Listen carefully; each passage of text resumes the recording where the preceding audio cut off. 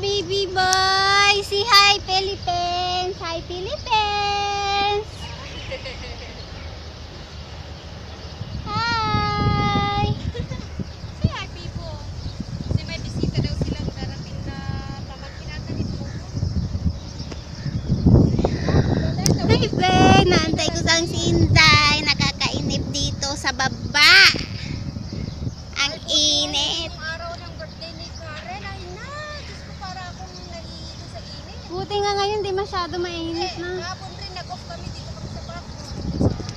Taba-taba ko. Paano sa'yo to? Okay na tong katawan ko. Ay, sa mamumblema, maganda yung mataba. Diba? Ito yung dati kong tirahan. Nandito ako sa Greens. Binamiss mo na ang Greens. Malapit ka na pumunta dito. See you soon. I miss you.